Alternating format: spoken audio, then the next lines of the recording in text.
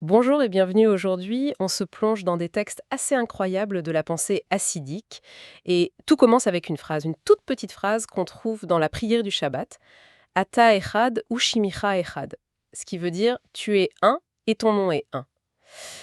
Et tout de suite, il y a un truc qui sonne un peu bizarre, presque redondant, non? Oui, Si on dit que Dieu est un, une unité parfaite, pourquoi on a besoin de préciser juste après que son nom est un? c'est la question centrale. Ça paraît inutile. Exactement. Et c'est justement ça qui est fascinant. Les sources qu'on a, et surtout le Mahamar qu'on étudie, montrent que ce n'est pas du tout une répétition. En fait, c'est la définition même de notre mission sur Terre. Ah oui? Oui, c'est un plan.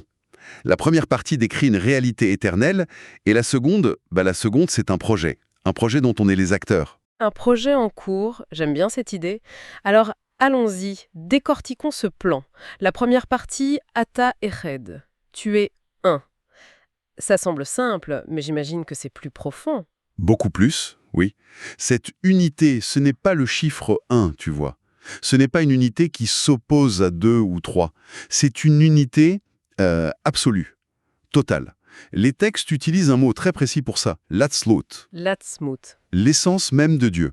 C'est une réalité qui est au-delà de tout, au-delà de la création, du temps.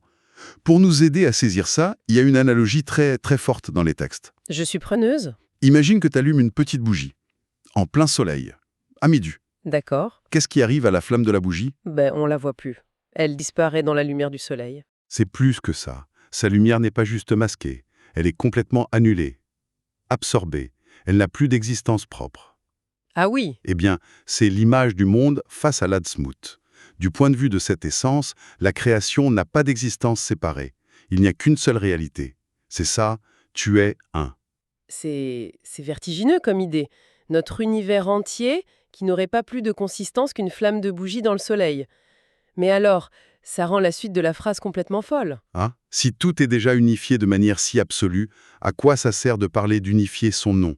C'est une contradiction totale, non? C'est la question cruciale. Et toute la réponse est dans ce mot, Shem. Le nom, dans cette pensée, un nom, ce n'est jamais juste une étiquette, tu vois. C'est le moyen par lequel une essence cachée se révèle, interagit avec l'extérieur. D'accord. Le nom de Dieu, c'est donc la façon dont cette essence sans fini, l'Atzmut, choisit de se manifester pour créer le monde. C'est sa volonté, sa sagesse. Ce que la Kabbale appelle les séphirotes. D'accord, donc si j'essaye une analogie un peu plus moderne, l'Atzmut, l'essence, ce serait le hardware d'un ordinateur surpuissant. La puissance brute, pure, mais inaccessible. Oui, c'est une très bonne image. Et le nom, le Shem, ce serait le système d'exploitation, l'interface qui permet à cette puissance de s'exprimer, de créer des choses. C'est tout à fait ça. Le hardware est un, unifié. Mais le système d'exploitation, lui, il peut se manifester de millions de façons. Et c'est là qu'on arrive à notre expérience du monde. Nous, on ne voit jamais le hardware. Non, on n'interagit qu'avec l'interface. Exactement. Et notre perception de cette interface, c'est la fragmentation. Le bien, le mal, la lumière, l'ombre. Tout nous semble séparé, divisé. Et notre monde, avec son chaos, ses contradictions, ce serait comme un système d'exploitation plein de bugs, alors? On peut voir ça comme ça, oui. La fragmentation qu'on perçoit, c'est le signe que le non n'est pas encore perçu comme un.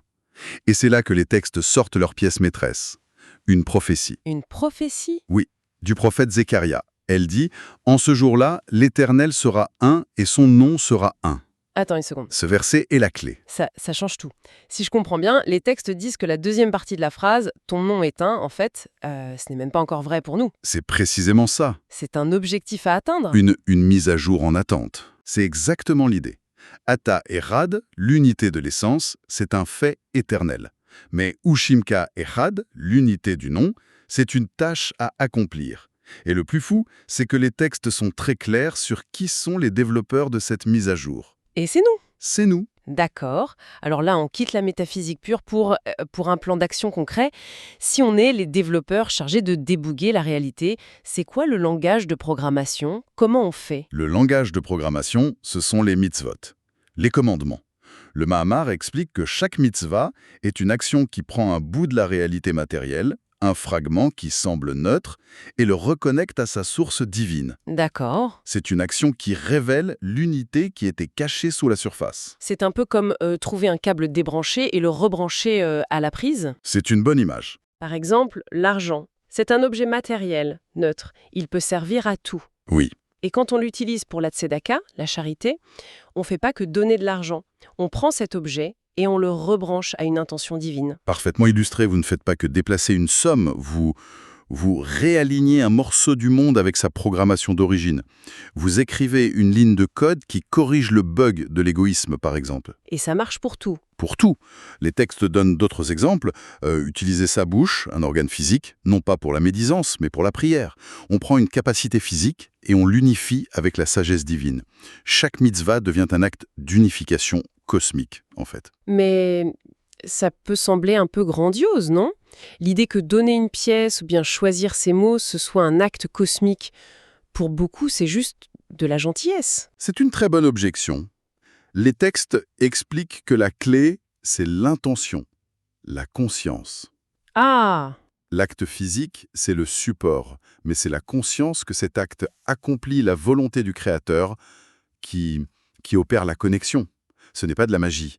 C'est rendre visible un lien qui existe déjà mais qui est caché. Donc en agissant, on déclare en quelque sorte, ce morceau de matière n'est pas isolé, il fait partie d'un tout unifié. C'est ça. On transforme une réalité perçue comme profane en une réalité sainte. On le sort de l'exil, de la fragmentation. On le réintègre dans le réseau pour reprendre l'image de l'informatique. C'est une très belle façon de le dire. Et tout ce processus, répété des milliards de fois, eh bien, il vise un but ultime. Justement, j'allais y venir. On répare les bugs, on stabilise le système, et après, c'est quoi la finalité? On arrive à un monde parfait, une sorte d'utopie? C'est encore plus profond que ça. La finalité, c'est pas juste d'avoir un système d'exploitation parfait. Les sources expliquent qu'une fois que le Nom sera pleinement unifié, une fois que toute la réalité matérielle révélera sa connexion à la source, alors le voile se déchire. Le voile se déchire.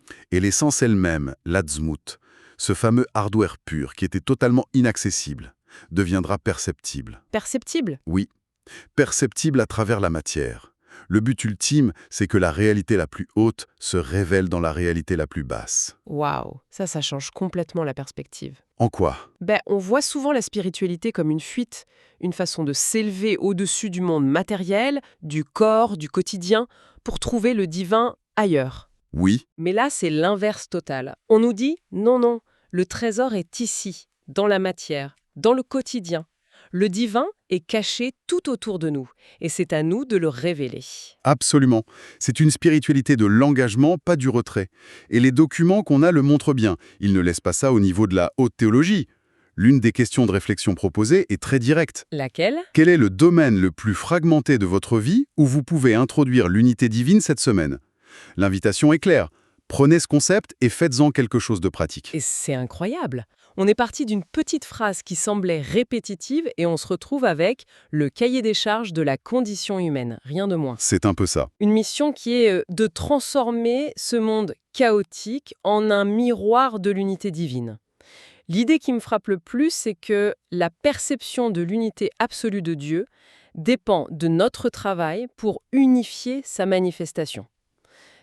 Nous sommes les artisans de cette révélation. Exactement. Et pour terminer, j'ai une pensée qui m'est venue en lisant les notes sur la direction artistique. Oui, absolument. Il est suggéré d'associer des couleurs à ces idées. Le bleu profond presque noir pour la transcendance de l'essence et l'or pour la lumière divine manifestée dans le monde. C'est une belle image. Ça soulève une dernière question, je trouve. Je vous écoute. Au-delà des actions, des mitzvot, Oui. comment est-ce que nos perceptions, notre esthétique, notre environnement peuvent nous rappeler cette mission? Est-ce que chaque choix, même un choix de couleur, la musique qu'on écoute, la façon d'organiser son espace, peut devenir un acte silencieux qui participe à rendre le nom de Dieu un dans notre propre champ de vision? C'est une façon de faire de sa vie, dans sa totalité, une œuvre d'art qui révèle cette unité.